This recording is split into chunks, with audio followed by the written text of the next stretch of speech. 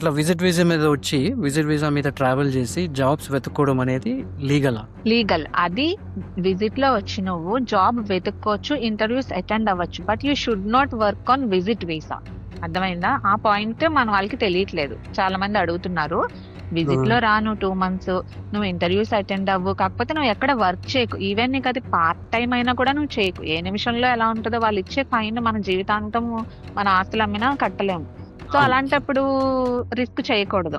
కొద్దిమంది ఏం చేస్తారు, వచ్చి ఏదైనా షాప్ లో ఉందని చెప్పి వెళ్ళి చేస్తూ ఉంటారు. సడన్ గా ఇన్స్పెక్షన్ ఏమైనా జరిగితే అసలు వాళ్ళకి పాపం ఏం జరుగుతుందో కూడా తెలియదండి. చాలా మందికి ఎమిరేట్స్ ఐడి ఉంటది ఇక్కడ మనకి, అక్కడ ఆధార్ కార్డ్ లాగా. ఆ అవును. ఐడి ఒక్కదాంతోనే అన్ని ట్రాక్ అవుతాయి. ఐడి తీసుకుని దాని మీద ట్రావెల్ మ్యాన్ పెడతారు.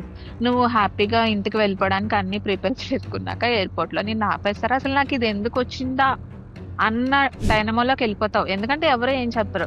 అక్కడ ఎయిర్పోర్ట్ లో ఇమిగ్రేషన్ ఆఫీసర్ మాఫీ మాఫీ ఇలా వెళ్ళిపోమని చెప్తాడు అనమాట. ప్రాబ్లమ్ అని చెప్పి ఏదో ఒక నెంబర్ రాసి ఇచ్చేస్తారు. వాళ్ళు నీకు ఎక్స్ప్లెయిన్ చేసి ఇక్కడికి వచ్చి నీకు ఎలా వచ్చిందని. చాలా మందికి ఏం చేయాలో తెలియదు. ఆ వాళ్ళు బ్యాక్ రీసెర్చ్ చేసుకుని, ఓహో దీని వల్ల వచ్చిందా అని వాళ్ళని కాంటాక్ట్ చేయడము, దగ్గరలో ఉన్న పోలీస్ స్టేషన్ ని కాంటాక్ట్ చేయడము, యాప్ లో చూసుకోవడము, ఇవన్నీ చేస్తూ ఉంటారు అనమాట. నువ్వు విజిట్ కి వచ్చావు, వచ్చి నువ్వు జాబ్ వెతుక్కోవడంలో తప్పేం లేదు.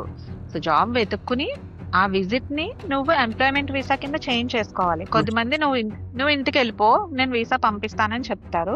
కొద్దిమంది విత్ ఇన్ ద యుఏఈనే, విత్ ఇన్ దుబాయ్ లోనే నీకు విజిట్ ని ఎంప్లాయ్మెంట్ కన్వర్ట్ చేస్తారు. మాక్సిమం ఇక్కడే కన్వర్ట్ చేసేస్తారు.